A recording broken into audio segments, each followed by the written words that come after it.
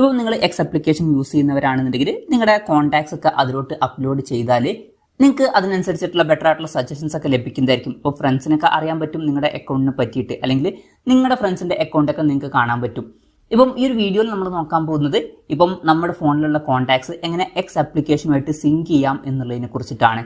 അപ്പം അതിന് വേണ്ടിയിട്ട് എക്സ് ആപ്ലിക്കേഷൻ ഓപ്പൺ ചെയ്യുക. ഓപ്പൺ ചെയ്താൽ മുകളിൽ നിങ്ങളുടെ പ്രൊഫൈൽ ഫോട്ടോ കാണാൻ പറ്റും, അതിൽ ക്ലിക്ക് ചെയ്യുക. അതിൽ ക്ലിക്ക് ചെയ്താൽ സെറ്റിംഗ്സ് ആൻഡ് സപ്പോർട്ട് എന്നുള്ള ഓപ്ഷൻ കാണാൻ പറ്റും, അതിൽ ക്ലിക്ക് ചെയ്യുക. അതിൽ ക്ലിക്ക് ചെയ്താൽ സെറ്റിംഗ്സ് ആൻഡ് പ്രൈവസി എന്നുള്ള ഓപ്ഷൻ കാണാൻ പറ്റും, അതിൽ ക്ലിക്ക് ചെയ്യുക.